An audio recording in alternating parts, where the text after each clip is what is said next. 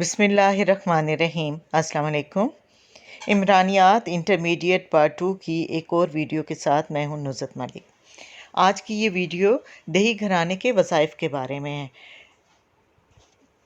देहात में लोग क्या काम करते हैं और कैसे अपने मुख्तलिफ अमूर सर अंजाम देते हैं उसके बारे में है। दही घराना भी अपने अफराद के लिए उतना ही अहम होता है और वही अहम फ़राइज़ सर अंजाम देता है जितना कि बल्दियाती घराना। आपको पहले भी मैंने बताया है, जो लोग देहात में रहते हैं उनको हम देही घराना कहेंगे और जो लोग शहरों में रहते हैं वो बल्दियाती घराना। लेकिन ज़ाहिर है रहन सहन के तरीक़ों में फ़र्क होता है, लिहाजा देही घराना जो है उसके वज़ाइफ थोड़े से मुख्तलिफ होते हैं। जिस तरह तमाम ख़ानदान तरसील सकाफ़त करते हैं, इसी तरह दही घराना भी इसको बहुत ज़्यादा अहमियत देता है। वो सकाफ़ती रवायात और अक़दार जो हमारे आबा व अजदाद हमारे लिए कायम कर गए हैं, ये हमारे लिए बहुत कीमती विरसा हैं और यही हमारी सकाफ़त है।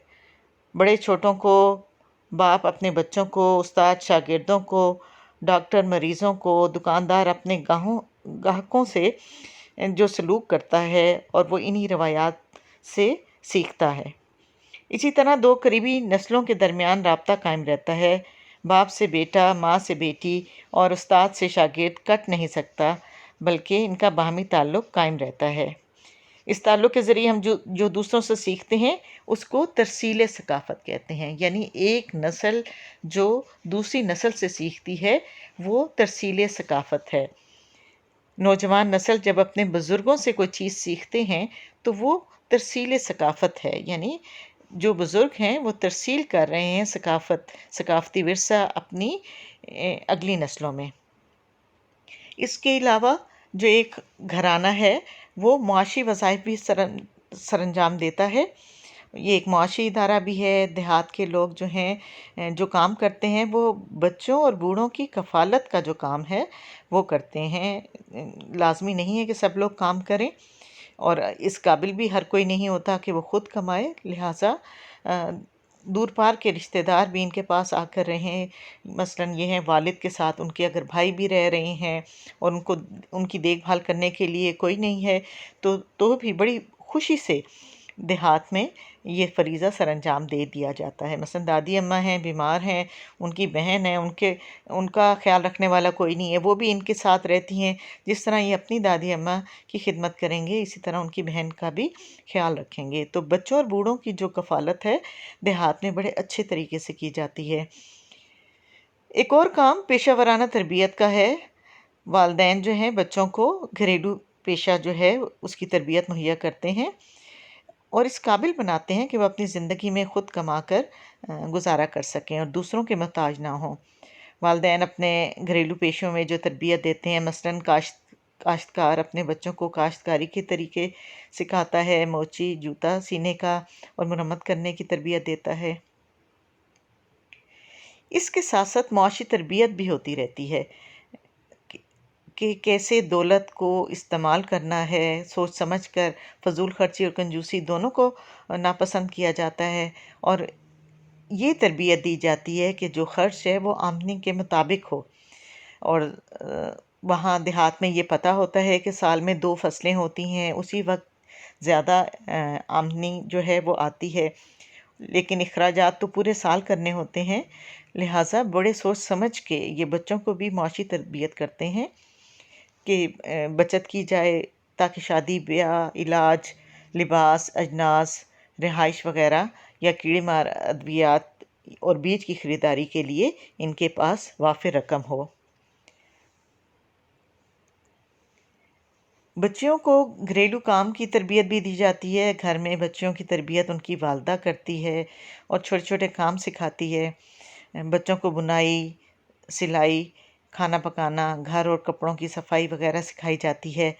और औरतों को क्योंकि घर के कामों के लिए बहुत कम वक्त मिलता है, लिहाजा छोटी ही उम्र से वो लड़कियों को अपनी मदद के लिए काम में लगा देती हैं। اس کے علاوہ ایک خاندان جو ہے مذہبی اور معاشی اقدار کی تربیت بھی کرتا ہے، اچھی اچھی باتیں بتائی جاتی ہیں، سچ بولنا، پورا تولنا، امانت میں خیانت نہ کرنا، اس طرح کے معمولات ہیں جو گھروں میں بچوں کو سکھائے جاتے ہیں۔ تفریح بھی معاشرتی زندگی کے لیے لازمی ہے۔ ہمارے دیہی گھرانے اگرچہ صنعتی تفریحات مہیا نہیں کر سکتے، لیکن اب تو ہر گھر میں ٹیلی ویژن بھی موجود ہے، اور کوشش کی جاتی ہے کہ جو ارد گرد میلے لگتے ہیں ان میں بھی بچوں کو لے جائیں، اور یہاں کی خواتین اور بچیاں بھی بڑے خوشی خوشی ان میلوں میں جاتی ہیں۔ خاص طور پر خواتین اور لڑکیاں جو ہیں شادی بیاہ کی تفریح کو بہت انجوائے کرتی ہیں۔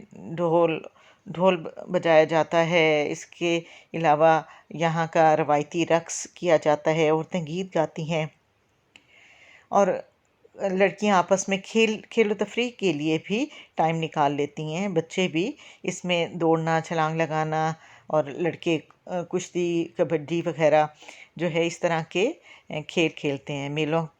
جب میلے لگتے ہیں تو اس میں اونٹ، گھوڑے اور بیل کی دوڑ کے مقابلے شامل ہوتے ہیں، اور رات کے وقت جو عورتیں ہیں بچوں کو جنوں اور بھوتوں اور اس طرح کے قصے سناتی ہیں، دیہات کی جو کہانیاں ہوتی ہیں، پہیلیاں کہیں جاتی ہیں، اور بچوں سے ان کا جواب لیا جاتا ہے۔ گاؤں کے لوگ میلوں کا بہت زیادہ انتظار کرتے ہیں، اور جب بھی میلے کا ٹائم آتا ہے اس کی خوب تیاری کی جاتی ہے، بچے بڑے اور سب گھر والے اس میں شریک ہوتے ہیں، تو یہ تفریح جو ہے بہت اس سے انجوائے کرتے ہیں۔ بچوں کی تربیت کے لیے جو سب سے اہم ادارہ ہے وہ ان کا گھر ہوتا ہے، لیکن ہمارے ہاں تربیت کے جو مراحل ہیں یہ متعین نہیں ہیں، کیونکہ سارا نظام ہی غیر رسمی چل رہا ہے۔ اکثر غریب والدین ہیں اور ان کا معیار زندگی پست ہے، لہٰذا وہ کہتے ہیں یہ تو ایک فطری عمل ہے، ان کی بچوں کا پیدا ہونا اور ان کی پرورش و افزائش بھی فطری انداز پر ہوتی رہتی ہے، تو اس عمل میں کوئی تو بہت آگے نکل جاتا ہے، کچھ اسی ماحول کے ہو کے رہ جاتے ہیں، اور کچھ بالکل کچھ نہیں سیکھتے۔ والدین سمجھتے ہیں کہ بچوں سے زیادہ وہ اپنے معاش پر توجہ دیں، اور کیونکہ ان کی آمدنی قلیل ہوتی ہے، لہٰذا وہ بچوں کی جتنی تربیت کرنی چاہیے وہ اتنی نہیں کر سکتی۔ ماں گھریلو کام بھی کرتی ہے، شوہر کی بھی ہیلپ کرتی ہے، کھیتوں وغیرہ میں چارہ کاٹتی ہے، اس لیے جو تربیت کی ذمہ داری ہے وہ عورت پر ہی ہے۔ یہ دیکھیں جب میلے ہوتے ہیں تو وہاں چوڑیاں، میک اپ اور لڑکیوں کے لیے بہت سی اچھی چیزیں ہوتی ہیں، وہاں سے جا کے یہ شاپنگ کرتی ہیں، چوڑیاں جو ہیں یہ لیتی ہیں، مہندی لگواتی ہیں، اور یہ جو میلے لگتے ہیں گاؤں کے قریب وہ ان دیہاتوں کے لیے، یہاں کے لوگوں کے لیے بہت اہمیت کے حامل ہوتے ہیں، اور یہ بھرپور انداز سے ان میلوں میں شریک ہوتے ہیں۔ اس سلائیڈ میں آپ دیکھیں کہ خواتین گھر کا کام کاج کر رہی ہیں، بچوں کی تربیت بھی ساتھ ساتھ ہوتی رہتی ہے، لیکن ظاہر ہے وقت پہ جانوروں کو پانی دینا ہے، کھانا دینا ہے، اور یہ تمام ذمہ داری جانوروں کی دیکھ بھال کی عام طور پر ہماری دیہات میں خواتین کے ذمہ ہوتی ہے۔ اب بات کر لیتے ہیں تعلیمی وظائف کی کہ دیہات میں کیا تعلیمی وظائف ہوتے ہیں۔ خاندان تعلیمی ضروریات کے لحاظ سے ایک تعلیمی ادارہ ہے۔ جو تعلیمی وظائف خاندان اپنے افراد کے لیے سر انجام دیتا ہے وہ یہ ہے کہ اخلاقی تعلیم و تربیت کرتا ہے۔ والدین بچوں کو سکھاتے ہیں سچ بولنا، بزرگوں کا ادب کرنا، اور بچوں پر شفقت کرنا، یہ سب چیزیں جو ہیں والدین اپنے بچوں کو سکھاتے ہیں۔ اس کے بعد جب بچے مدرسے میں جاتے ہیں یا اسکول میں جاتے ہیں تو بھی یہی چیزیں سکھائی جاتی ہیں، اور یہ بہت جلدی پک کر لیتے ہیں اور بہت احترام کرتے ہیں اپنے استاد کا۔ اس کے علاوہ رسمی تعلیم بھی جو ہے دی جاتی ہے، جو خاندان کے افراد اسکول میں داخل کرا کر رسمی تعلیم دلواتے ہیں۔ بچوں کو تعلیم کی بہتر مواقع فراہم کیے جاتے ہیں۔ عام طور پر لڑکوں کو اسکول بھیجا جاتا ہے، اب تو لڑکیاں بھی اسکول جاتی ہیں۔ اس کے علاوہ لڑکیاں گھریلو کام زیادہ کرتی ہیں، لیکن قرآن پاک بھی پڑھنے جاتی ہیں اور اسکول بھی جاتی ہیں۔ دینی تعلیم بھی دی جاتی ہے بچوں کو، اور ہر بچے اور بچی کو گاؤں کے مولوی صاحب کے پاس بھیجا جاتا ہے، وہ تلاوت کرنا اور قرآن پاک پڑھنا جو ہے سکھاتے ہیں، تو اس لیے خاص اہتمام ہوتا ہے۔